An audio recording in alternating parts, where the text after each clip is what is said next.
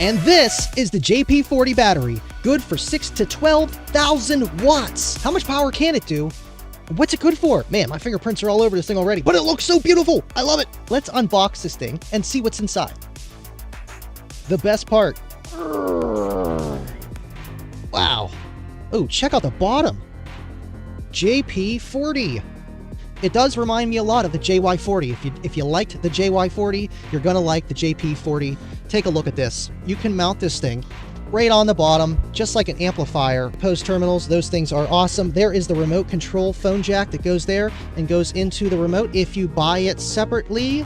And just the JP40, 40 amp hours, watt hours, 528 watt hours.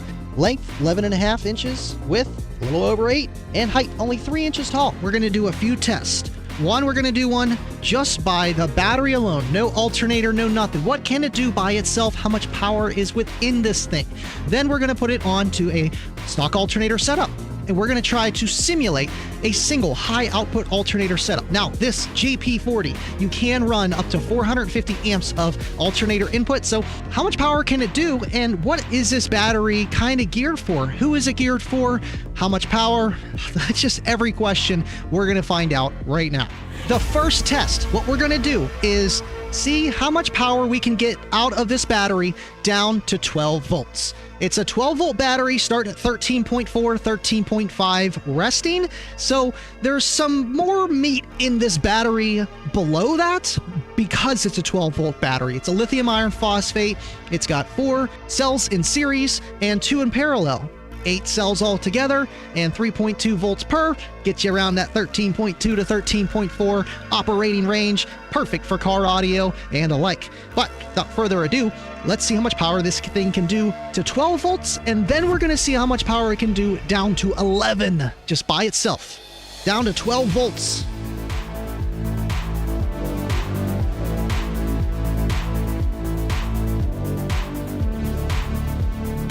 Right about there. 4,051 watts standalone.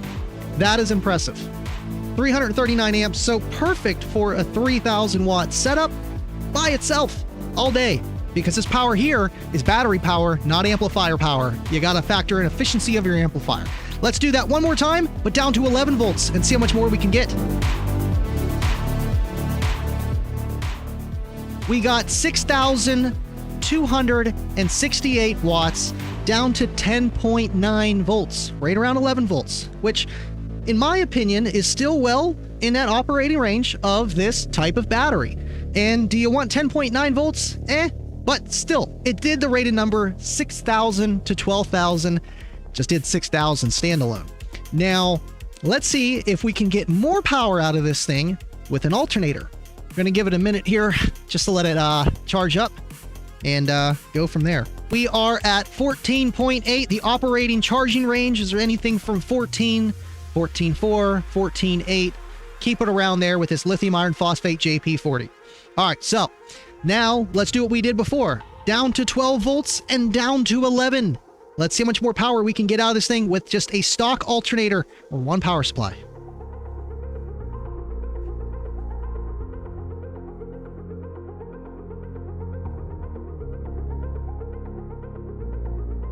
There we go. We got 5,387 watts, 448 amps, down to 12 volts. So what we're going to do again is down to 11 volts. How much more power can we get?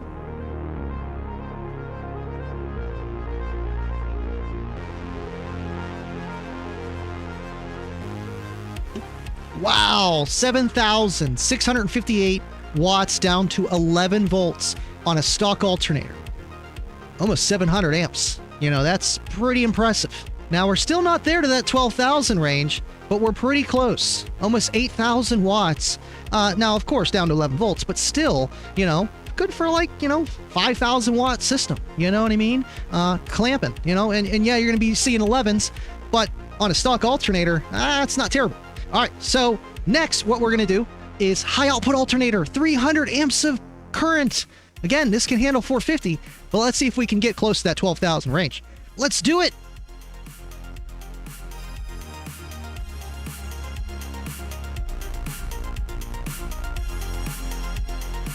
Wow. Okay. So down to 12 volts, we got almost 9,000 watts, 8,911 and 741 amps. Just got to look at it. That ain't bad. That is not bad at all. We're obviously staying at higher voltage and pulling a little bit more current.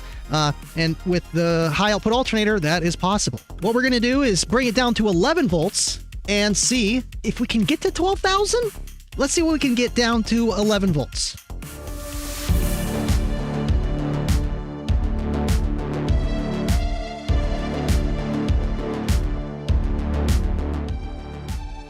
Ah, 10.8 volts.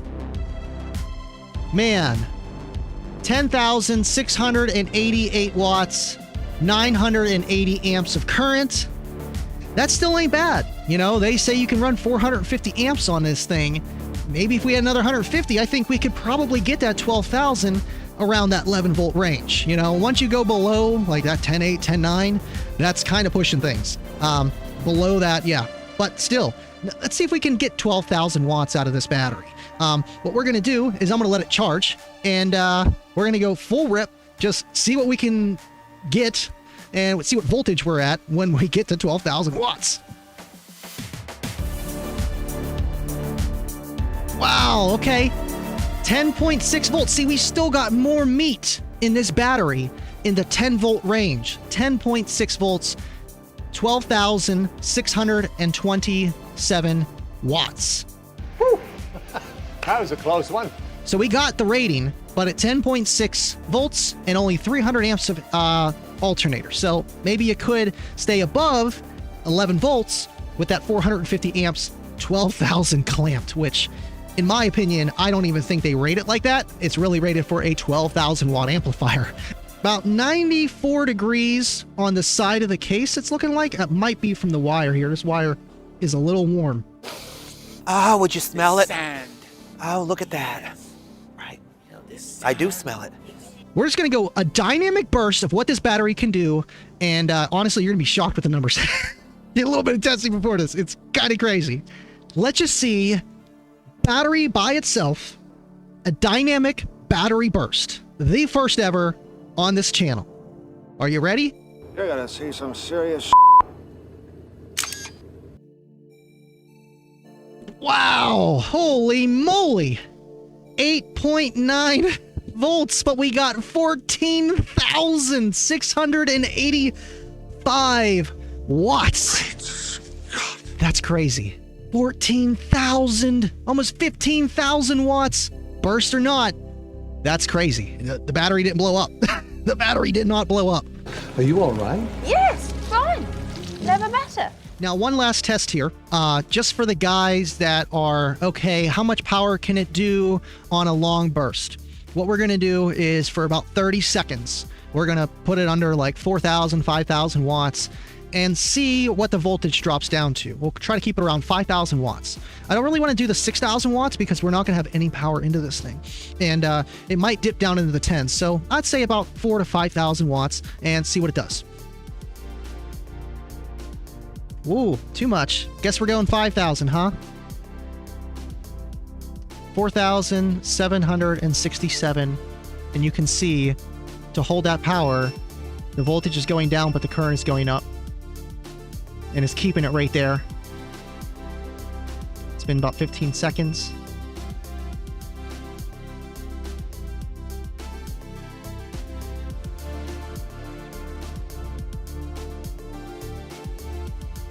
Nice. Temperature is about 99 on the case. Down to 10.6 volts. Standalone. Not bad. It's a little warm, but not bad. 100 degrees on the floor over here. And yeah, I mean, that's pretty much what you're going to get out of this battery. Is really decent voltage, you know, in your 12s and 13s, under 3,000 watts. You know, once you start to go over that, you're going to get down into the whatever. So it is up to the alternator to give you any kind of power on top of that. If I was a battery manufacturer and oh, we lost power. This thing is freaking powerful. Oh, thank God for backup generators. That's why I'm still recording. It's a great battery. It's got a lot of power, just sucked all the power out of my house. But again, with these batteries, you know, they do very well for what they are. And if I would rate it, I would say it's a 3,000 watt battery. Reassemble. All right, I hear ya. Lights, camera, action. The studio is back on, and man, the battery did great. And I want to talk about the pros and cons, don't you? Speech time.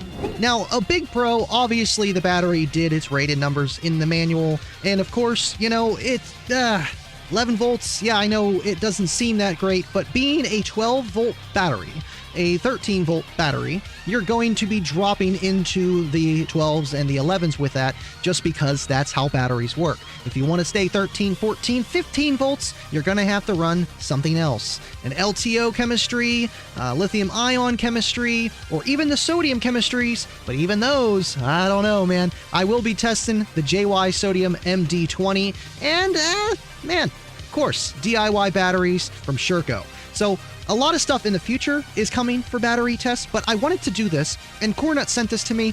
Love you, Cornut. Cornut. He does traveling installs.